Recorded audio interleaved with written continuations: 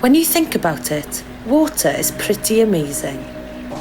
It falls from the skies and flows through our taps in an endless water cycle that lets us reuse the same water over and over again. And from sky to tap, it all begins with a single drop. It's Welsh Water's responsibility to keep 3 million people healthy every day with safe and reliable water. We draw water from our rivers and reservoirs before cleaning it and supplying it to millions of homes and businesses throughout Wales. But have you ever wondered how clean drinking water reaches the tap? To make sure it's safe for us to drink, we need to clean 800 million litres of water every single day. And it all happens in our water treatment works. The first part of the process is called screening, where we remove large debris like leaves, sticks and bits of plastic. Then the water moves to the next stage, which is called clarification. Chemicals such as ferric or aluminium sulfate are added to the water as well as pH correctant if needed, such as sulfuric acid or lime soda, which react with the impurities. When the water is stirred, the chemicals cause all the impurities to bind together to form thick clumps called flock. This makes it easier to remove them from the water. In some water treatment plants, the flock settles to the bottom, where we can take it away for further treatment.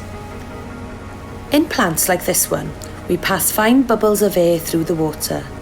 The air bubbles stick to the flock, making it float to the surface where it forms a thick crust. We can then scrape this crust off the surface of the water and take it away to be treated. Sometimes it's necessary to add chemicals such as caustic and lime soda, as well as sulfuric acid, to adjust the pH of the water, which controls the level of acidity in the water. The water now flows to the next stage of the cleaning process, which is called filtration. Here we filter the water through a mixture of sand and gravel, which traps all the tiny impurities. When enough of these particles have been gathered, we clean the filter by forcing water or compressed air up through the filter bed to loosen the trapped dirt, which we can then take away to treat it.